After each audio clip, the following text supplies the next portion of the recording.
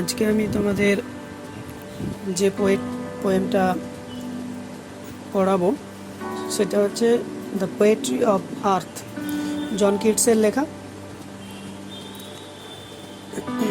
তো জন কিটসের সম্পর্কে প্রথমে একটু জেনে নেওয়া যাক। John Keats 1795 to 1821 was a noted poet of the English Romantic movement. English romantic মুভমেন্টের একজন বিখ্যাত কবি ছিলেন জন কিটস। এই রোম্যান্টিক মুভমেন্ট, এই টার্মটা কি জেনে নেওয়া যাক। Romantic movement is a movement in literature and art during the late 18th and early 19th centuries that celebrated nature rather than civilization. Romanticism valued imagination and emotion over rationality. The romantic movement তিনি ছিলেন একজন বিখ্যাত কবি। He belonged to the second generation of romantic poets who came after Coleridge and Wordsworth. অর্থাৎ romantic মুভমেন্টের প্রথম দিকের কবি ছিলেন কোলরিজ এবং ওয়ার্ডসওয়ার্থ, তারপরে তিনি আসেন। He is known for his vivid imagery, which are noted for their sensuous appeal. এখানে একটা কথা আছে, vivid imagery. What is imagery? ইমেজারিটা কি? Imagery is a figurative language. Imagery হচ্ছে একটা figurative language. What is figurative language? Figurative language uses figure of speech to make the terms more effective and persuasive. অর্থাৎ এই figurative যে language, এই figurative language figure of speech ব্যবহার করে। Figure of speech কেন আমরা ব্যবহার করি? কোনো অবজেক্ট, কোনো আইডিয়া বা কোনো অ্যাকশনকে রিপ্রেজেন্ট করার জন্য। এই ফিগার অফ স্পিচ কোনো আইডিয়া, কোনো অবজেক্ট, কোনো অ্যাকশনকে এমনভাবে রিপ্রেজেন্ট করে যেটা রিডারদের ফিজিক্যাল সেন্সকে নক করে। It appeals to the physical sense of the readers. তো তিনি এই ইমেজারি ব্যবহার করার জন্য তিনি বিখ্যাত ছিলেন। Which are noted for their sensuous appeal, অর্থাৎ ফিজিক্যাল সেন্সকে নক করবে। Some of his famous works are Ode to a Nightingale, Hyperion and Isabella. তার কিছু বিখ্যাত কাজ Ode to a Nightingale, Hyperion and Isabella. The argument put forward by Keats in this poem is that the natural music of the earth never ceases to play through the cycle of seasons. এই কবিতার মধ্যে কবি Kitts যে কথাটা বলতে চেয়েছেন যে season চেঞ্জের সাথে সাথে এই পৃথিবীর যে প্রাকৃতিক সুর সেটা কখনো বন্ধ হয়ে যায় না। The poem is a sonnet. এই পোয়েমটা হলো একটা সনেট। সনেট মিনস চতুর্দশপদী কবিতা, 14টা লাইন বিশিষ্ট কবিতা। In which the song of the grasshopper is embodied in the octave. অক্টেভের মধ্যে গ্রাস হপারের সংটাকে দেওয়া হয়েছে। And that of the cricket is portrayed in the sestet, এবং সেস্টেটের মধ্যে ক্রিকেটের সংটাকে দেওয়া হয়েছে। এই যে sonnet, the poetry of earth, এটা হচ্ছে পেট্রাকান সনেট বা ইটালিয়ান সনেটের ধাঁচে রচিত। এটা দুভাগে ভাগ করা হয়, অক্টেভ আর সেস্টেট। অক্টেভের কথার অর্থ হচ্ছে প্রথম 8 লাইন, আর সেস্টেট হচ্ছে শেষের 6 লাইনস বা 6 লাইন। এর ছন্দটা কিভাবে রয়েছে? প্রথম যে 8 লাইন অর্থাৎ অক্টেভের মধ্যে ছন্দটা এইভাবে আছে, তাহলে সান রান, তাহলে মিলছে, তাই বি বি। আর মিড উপরে আছে ডেড মিড, তাহলে ডি ডি মিলে যাচ্ছে, তাহলে এ, সেই জন্য এ বি বি এ। পরে দেখো আবার লিড, লিডের সঙ্গে মিলবে উইড, কারণ লিড হচ্ছে এ আর উইডটা হচ্ছে এ, সেকেন্ড লাইনে done fun b b a b b a, তাহলে a b b a b b a. Next 6 lines সেস্টেট,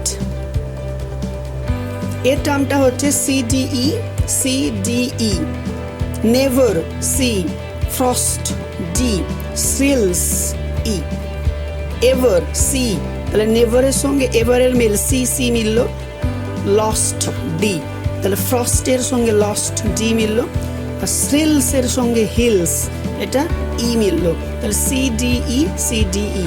এই ছন্দে এটা লেখা হয়েছে। এটা Petrarchan sonnet or Italian sonnet. Octave আর সেস্টেট দুভাগে বিভক্ত, 8 লাইনস অ্যান্ড 6 লাইনস। এই পোয়েমের মেন থিম কি? পোয়েমের মেন থিম হচ্ছে দুটো, the poetry of earth never সিজেস, number 2 the eternal beauty of nature. Feature, এই কবিতার বৈশিষ্ট্য কী কী? এর মধ্যে ভিভিড ইমেজেস ব্যবহার করা হয়েছে।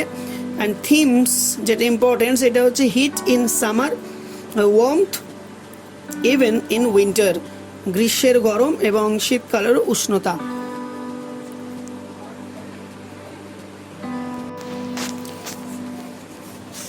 The poetry of earth is never dead. পৃথিবীর কাব্য কখনো নষ্ট হয় না, কখনো শেষ হয় না। When all the birds are faint with the hot sun and hide in cooling trees, a voice will run from hedge to hedge about the new mown meat, that is the grasshopper. When all the birds are faint with the hot sun, যখন সমস্ত পাখি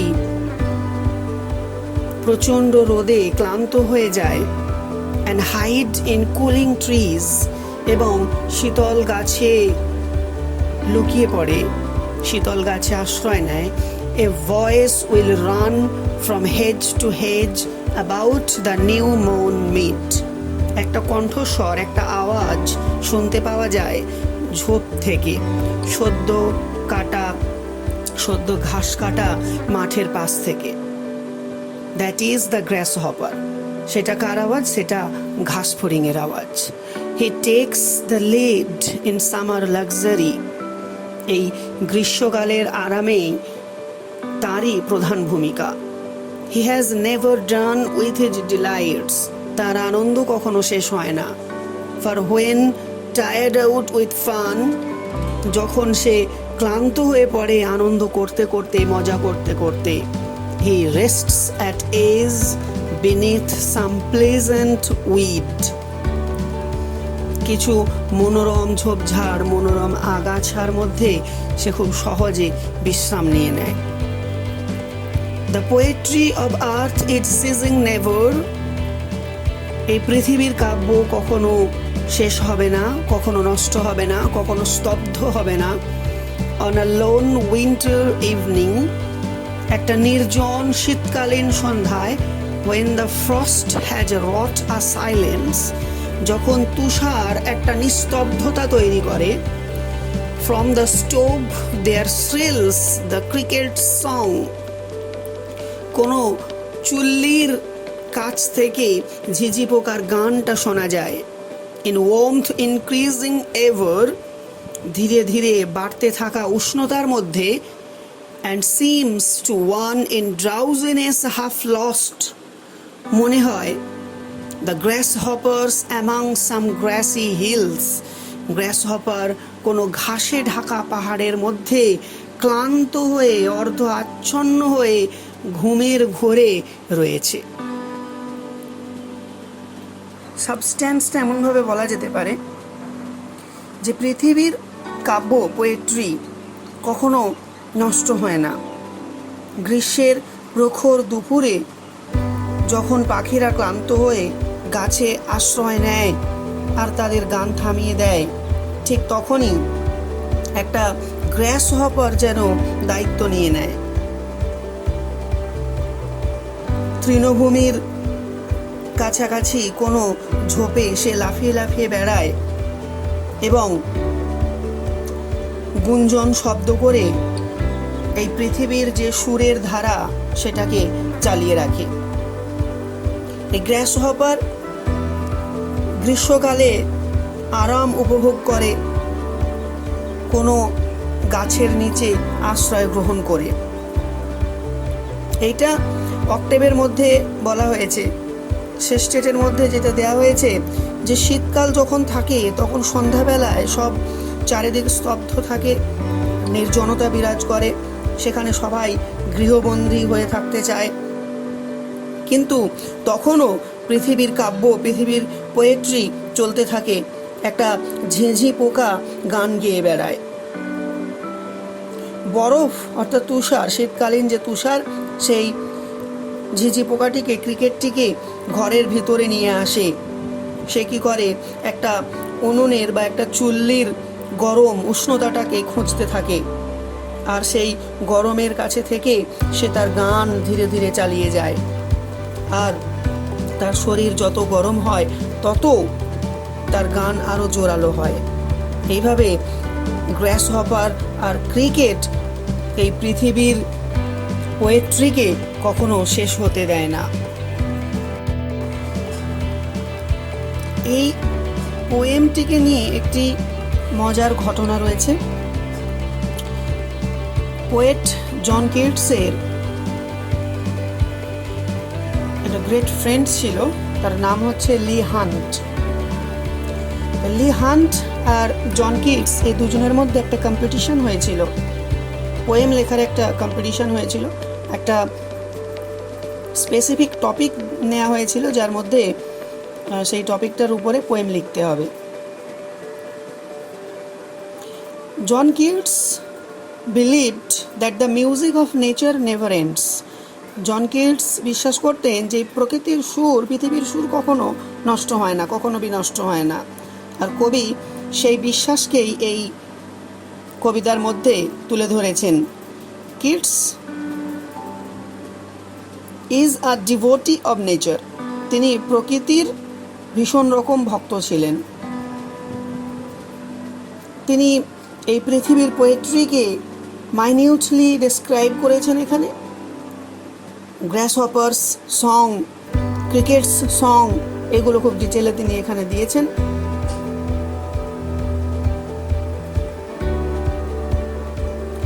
ঘাসফড়িংয়ের আনন্দময় গানকে তিনি বর্ণনা করেছেন।